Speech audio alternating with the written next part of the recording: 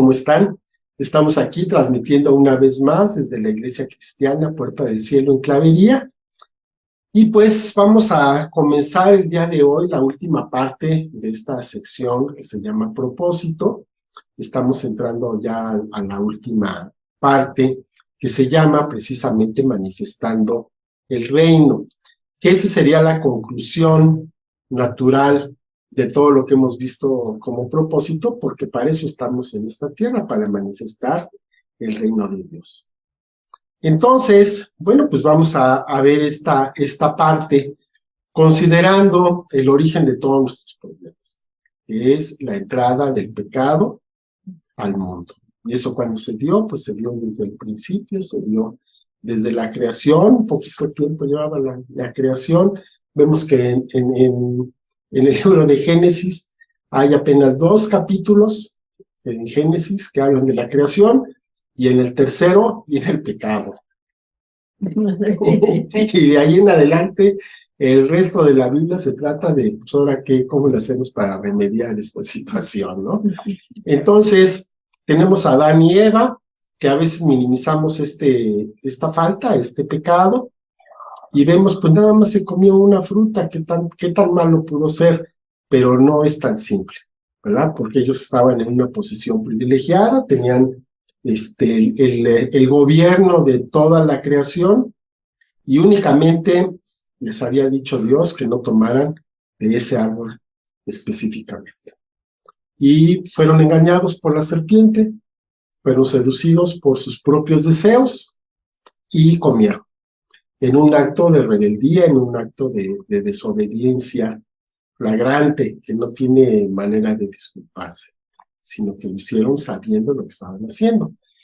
Y también, bueno, pues estaba yo pensando acerca de la analogía que puede tener con José, el hijo de Jacob, que fue vendido como esclavo en Egipto a Potifar, y entonces él halla gracia delante de Potifar, lo pone a cargo de toda su casa, de todas sus posesiones, y cuando la esposa de Potifar se empieza ahí a insinuar a José, lo vio guapito, joven.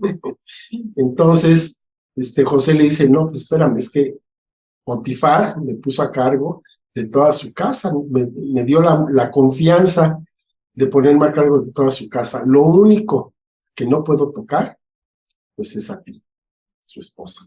Es lo único que tengo que respetar y mantenerme alejado, ¿no? Como José sí pudo ver esto, y en cambio Adán y Eva no lo vieron, ¿no? Ellos cayeron redonditos en esta situación. Resultado, pues el pecado, entra la rebeldía a este mundo, son expulsados del huerto, y a partir de ahí empieza una historia triste de tratar de recuperar lo que se había perdido. Entonces la historia, el proyecto que tenía Dios para la humanidad, pues era un futuro glorioso, y se convirtió en una vida difícil, en una vida cada vez más complicada hasta los tiempos actuales.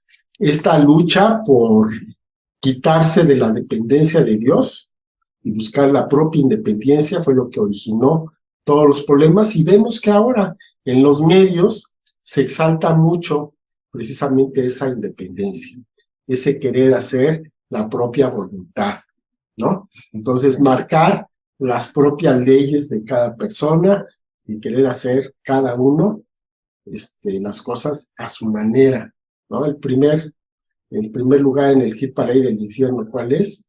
A mi manera, precisamente, ¿no? Es querer hacer las cosas como yo quiero, ¿cómo no?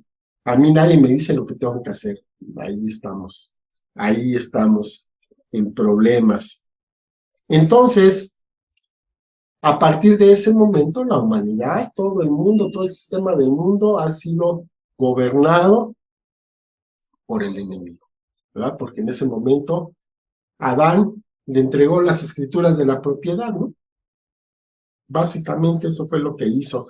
Entonces, pues por eso vemos que el mundo está como está, porque quien está rigiendo el mundo actualmente, pues es el enemigo, ¿verdad? Con todo su sistema de antivalores que tiene.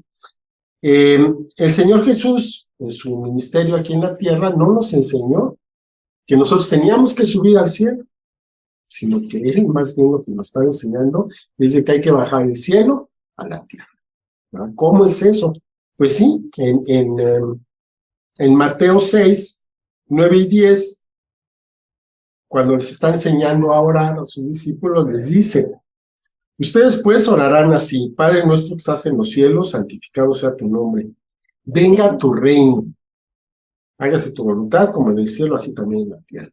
Venga tu reino. O sea, el reino que está en el cielo ahora va a bajar a la tierra. ¿Y quién lo va a hacer? Nosotros. Sí. No hay más. Lo tenemos que hacer nosotros. Y entonces esto nos suena a veces difícil de comprender, difícil de aceptar. Es un desafío demasiado grande y es real. Nadie lo puede hacer. No hay una persona que sea capaz de hacerlo. Pero si Dios está con nosotros, entonces se puede hacer. Porque Él no nos va a pedir algo que sea imposible, ¿verdad? No va a buscar que el hombre viva frustrado toda su vida. Entonces, tenemos que cambiar de la cultura del mundo a la cultura del cielo. Del engaño a la mentira. Del engaño a la mentira. Del engaño y la mentira. Perdón. Del engaño y la mentira a la verdad. Tenemos que hacer esa transición, tenemos que hacer ese cambio en una sociedad en la que pues es premiado el que roba, es premiado el que asesina, es premiado el que adultera.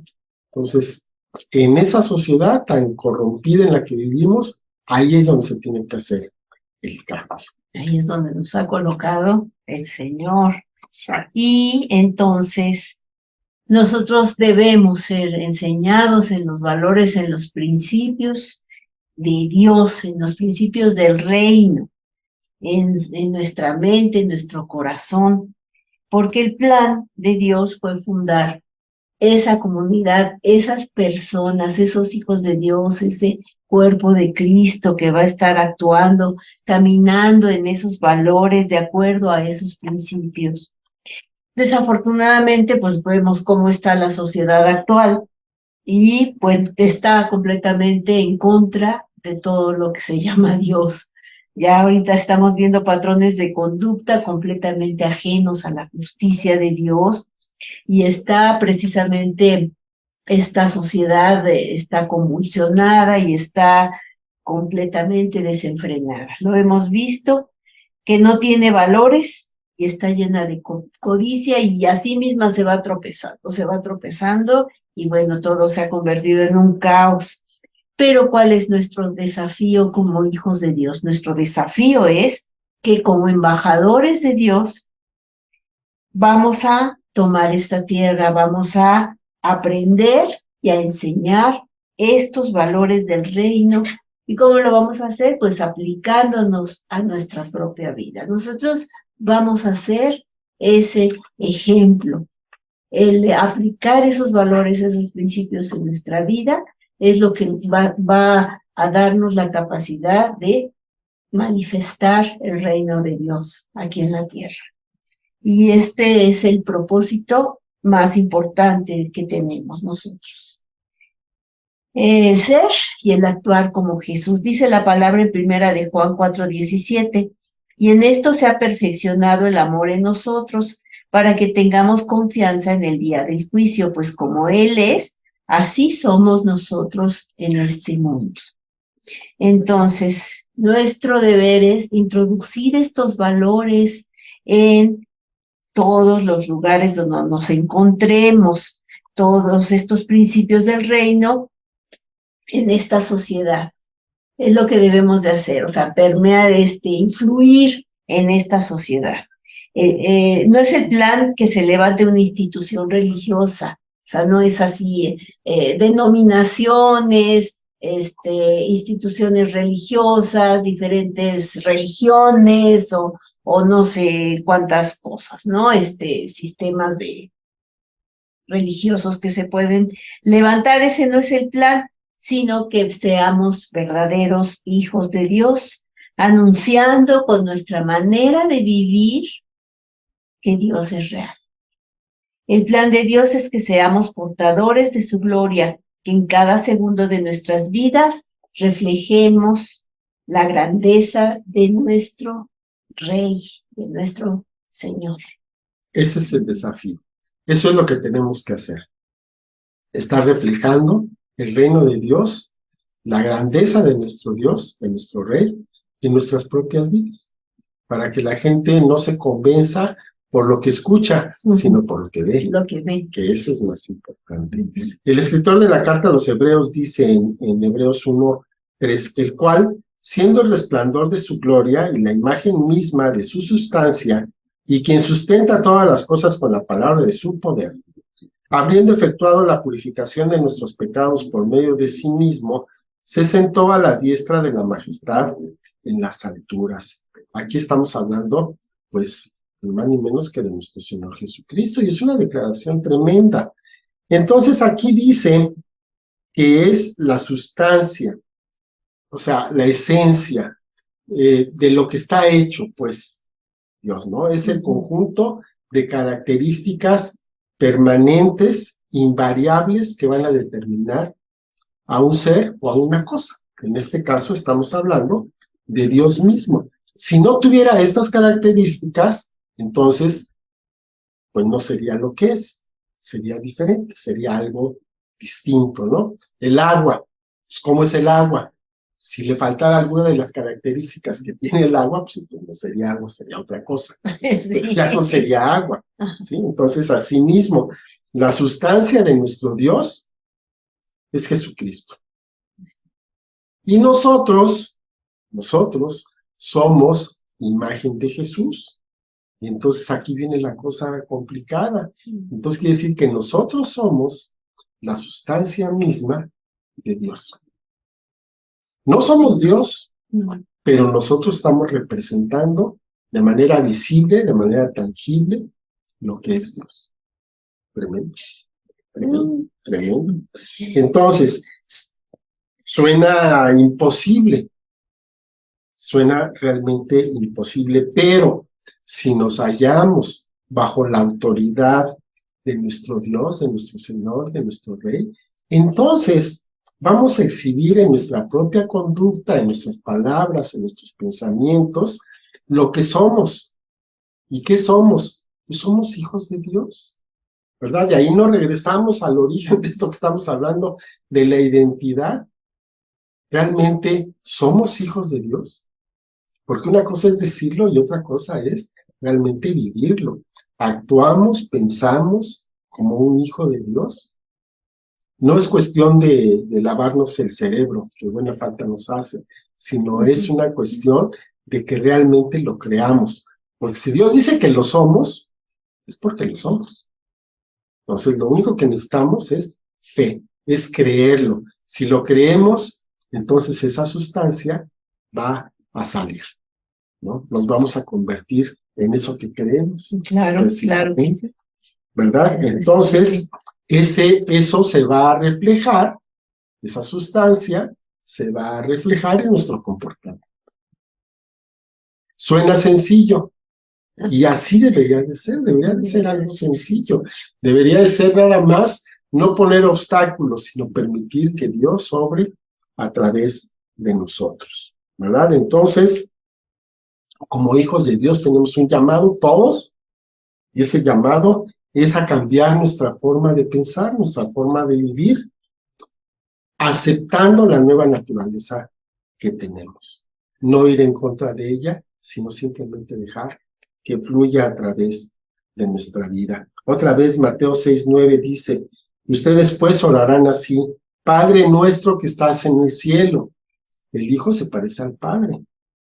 Santificado sea tu nombre, venga tu reino. Que el reino de Dios venga a la tierra. ¿Y cómo va a venir?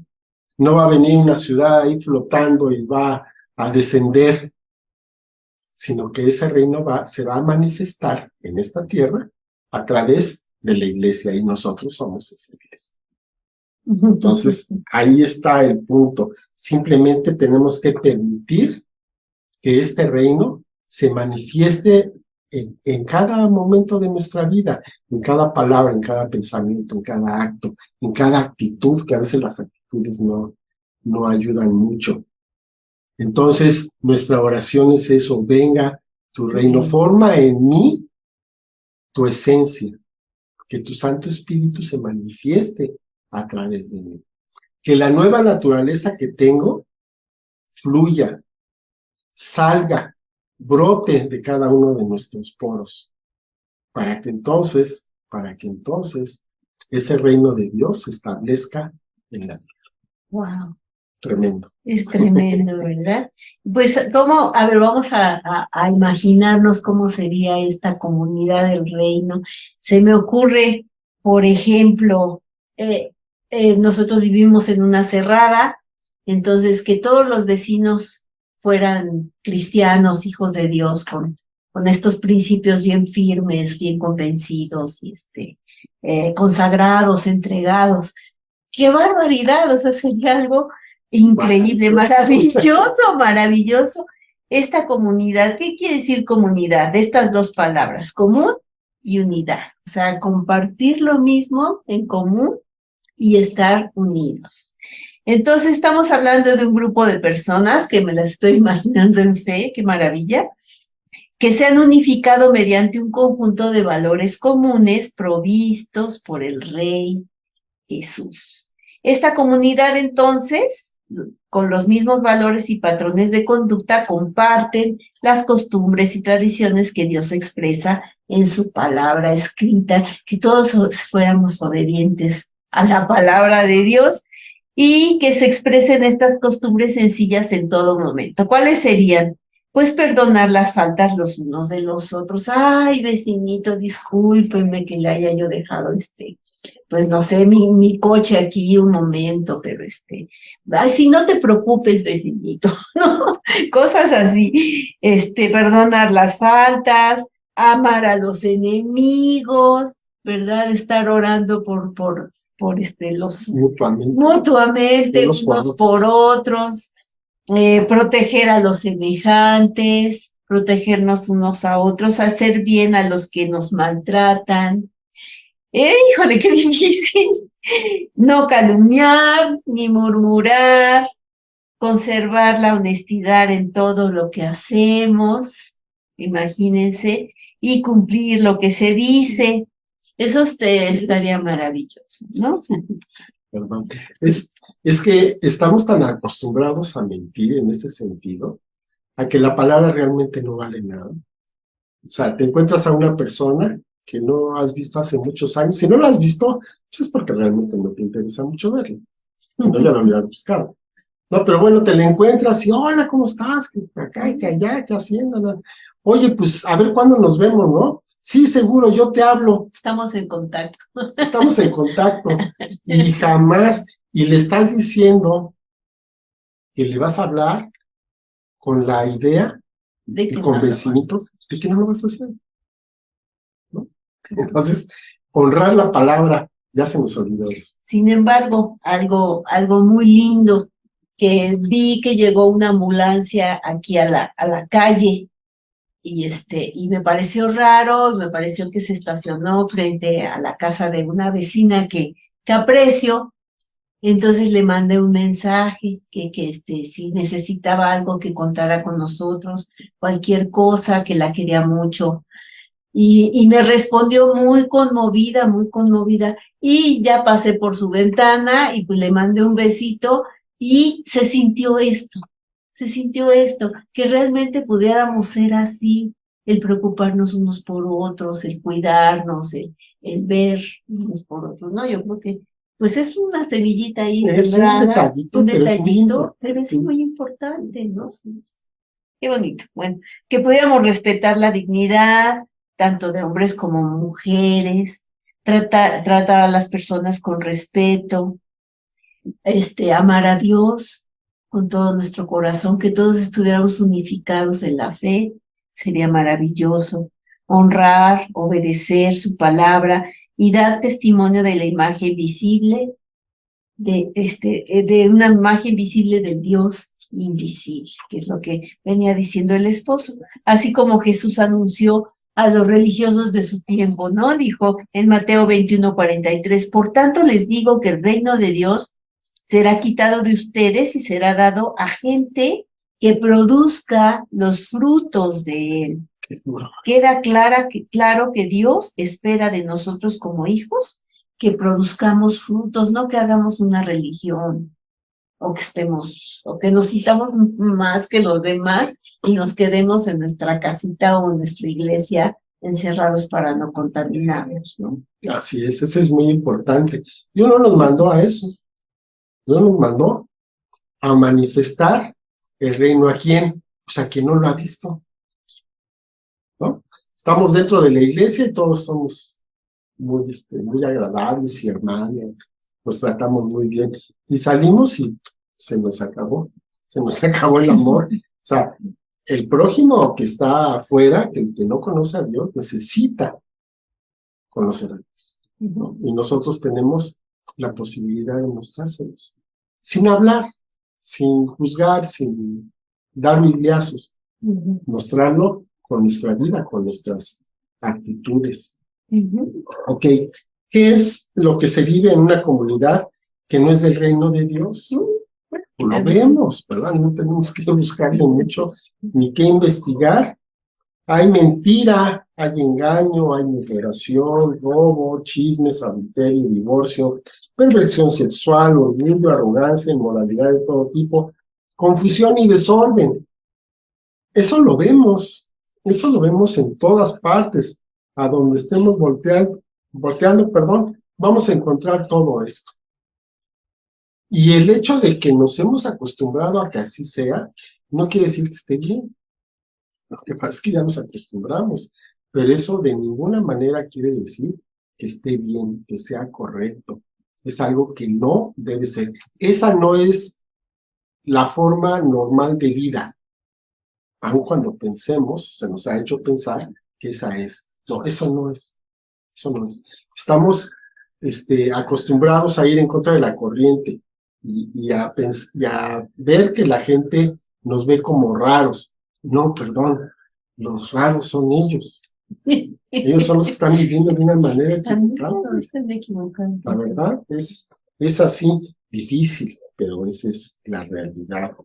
Entonces, vemos que las comunidades religiosas donde se profesa o se dice profesar una cierta fe, pues no tienen mucho que ver la mayor parte de las veces con una comunidad del reino.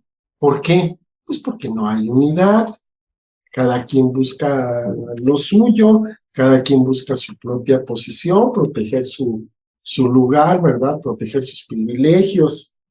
No hay una unidad y entonces abundan las divisiones, hay diferencias doctrinales, eso es increíble. ¿Qué diferencias doctrinales? Todas ellas basadas en la palabra, según esto, que provocan abismos entre las personas, ¿no? Puede haber una familia dividida por una cuestión de una interpretación de la palabra. Y eso no es algo ficticio, es algo que se ve en muchos lugares. Las cosas comunes son realmente muy pocas, más bien ninguna. Cada quien tiene lo suyo y si te piden algo, como que estás ahí con mucho recelo, lo llegas a prestar, con el temor de que ya no te lo vayan a regresar.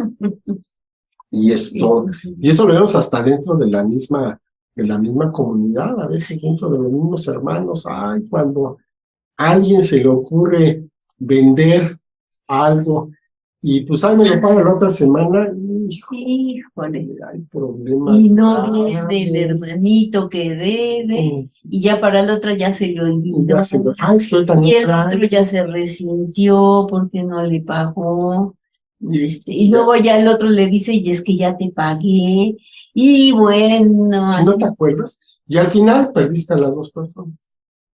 Dejan de asistir al año. Dejan de asistir los dos, o un préstamo, una cosa de esas, terrible. Hay que tratar de evitar eso, porque casi nunca terminan. La mayor parte de las veces es un conflicto el que se está originando ahí, terrible, por algo que realmente no vale la pena. No vale la pena. Y vemos, por ejemplo, en la primera comunidad, los primeros cristianos, que las cosas eran muy diferentes. Vemos en Hechos 9:31.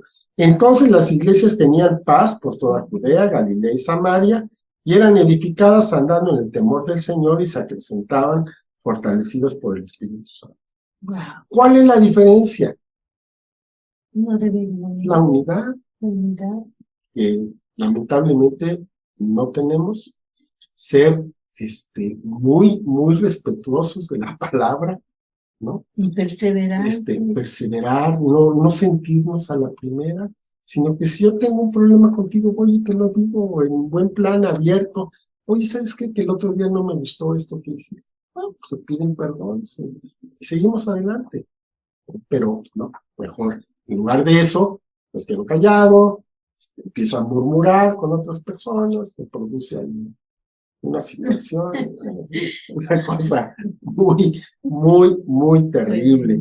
Entonces, la iglesia primitiva no estaba en una posición muy favorable, ¿eh? Había persecución. Al contrario, había persecución, una persecución como la que nosotros vivimos aquí en la Ciudad de México. Aquí no tenemos persecución. A veces algunos ahí se quejan. No, es que la persecución, no tenemos persecución. O sea, que te digan aleluya no es persecución. Entonces, persecución de muerte, vamos. ¿Sí? Sí, Esa sí era persecución, no la que tenemos aquí, ¿no? Nos sentimos de todo y a veces podemos pensar que precisamente el hecho de que no tengamos problemas es lo que provoca que seamos así tan sentiditos, susceptibles. Iba a decir otra cosa, pero sí susceptibles, ¿no? Tan fijados en cosas que no vale la pena. Pero la unidad es fundamental, ¿verdad? Y ese es precisamente nuestro desafío. No por el hecho de que sea difícil, no quiere decir que no lo busquemos. Hay que buscarlo y hay que lograrlo. Ellos vivían entonces en una comunidad donde había paz, donde eran edificados unos con otros, había temor de Dios, y su crecimiento dependía exclusivamente del Espíritu Santo. Los llamados a ministerios eran dados por el Espíritu Santo. Por el Espíritu Santo.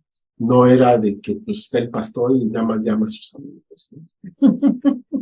O a su familia. Ahora resulta que toda la familia son pastores, ¿no? Sí. No es así el asunto, ¿no? Sino realmente ser guiados por el Espíritu Santo, y si el Espíritu Santo está trabajando, las cosas van a ser muy diferentes. Yo creo que eso es lo principal. Eso es lo que esté la presencia del Espíritu Santo. Híjole, es una cosa maravillosa y se puede lograr esta unidad. Se requiere mucho compromiso, mucha santidad, mucha disposición, mucha humildad y bueno, muchas cosas. Quitar el ego, ¿no? Y dejar que el Señor sea que actúe, ¿verdad? Y bueno, ¿cómo lograrían ellos en la iglesia primitiva todo esto? Pues unieron fuerzas, velaban los unos por los otros, su motivación era el amor sincero, su fuente y poder dependían del Espíritu Santo. Esto es. ¿Podemos hacerlo de nuevo? Claro que sí. Dice Gálatas 6:10, así que según tengamos oportunidad, hagamos bien a todos y mayormente a los de la familia de la fe. Es muy bonito porque como el Señor tiene tal diversidad de dones que unos a otros pueden apoyarse. Y uno es médico y puede ayudar con un consejo, otro es maestro, otro es arquitecto. Cada quien aporta lo suyo y todos somos bendecidos, todos somos edificados. Es algo precioso que solamente con el Señor se puede ver, ¿no? No es un gremio que se identifican, sino que es una gran diversidad de personas que pueden tener en el mismo espíritu ese amor y esa unidad. Y es maravilloso, maravilloso. Entonces esta comunidad debería de ser reconocida por ese carácter que vamos adquiriendo por la manifestación de los dones y las habilidades que Dios nos ha dado, precisamente. Jesús no hizo lo que hizo para que sus discípulos lo vieran y, oye, fíjate bien, Mateo, Juan, por favor, fíjense bien lo que estoy haciendo para que lo escriban.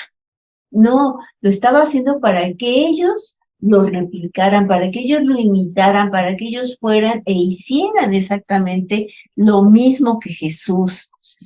Dice en Mateo 11:29, lleven mi yugo sobre ustedes y aprendan de mí, que soy manso y humilde de corazón, y hallarán descanso para sus almas. Ahí está, que seamos mansos y humildes de corazón.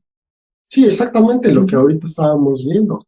Nos quitamos el ego y entonces las cosas empiezan a funcionar de una mejor manera, porque entonces quien va a estar brillando, pues es Dios. ¿No?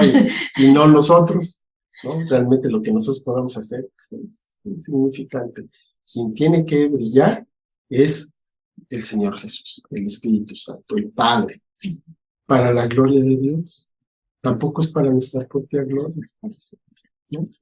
Sino para la gloria de Dios. Bueno, vamos a dejarlo aquí, mi esposita. Vamos a orar. ¿Me haría el favor? Sí.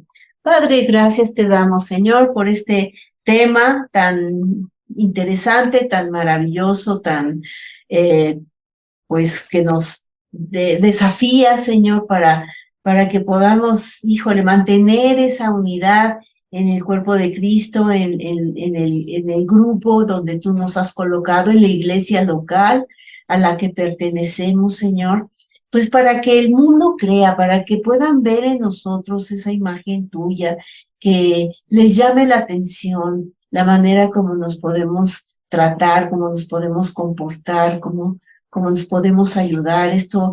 Esto puede ser muy atractivo y es muy atractivo porque la gente tiene mucha necesidad de ese amor, Señor. Te pedimos, bendito Dios, que podamos nosotros dejarnos, Señor, fluir de tu Espíritu Santo y dejar, Señor, que sea Jesús el que brille a través de nuestras vidas, Señor, y que sea manifestado al mundo como tú quieres que así sea, Padre. Te damos gracias por este privilegio, Señor, por este compromiso que tenemos contigo. En el nombre de Jesús. Amén. Amén. Bueno, pues muchas gracias por estar con nosotros. Seguimos con esto, ya es la conclusión de esta parte de propósito, y pues vamos a seguir adelante, sobre todo poniendo por obra todo lo que estamos escuchando, todo lo que estamos aprendiendo, porque si no, no pasa de ser un conocimiento más que pues se nos va a pasar en unas pocas semanas. Entonces, que podamos realmente asumir este compromiso, ponerlo por obra y vivir pues como Dios quiere que vivamos. Bueno, pues muchas gracias por estar con nosotros, que Dios los bendiga y estamos aquí viéndonos la próxima semana. Bendiciones. Hasta luego.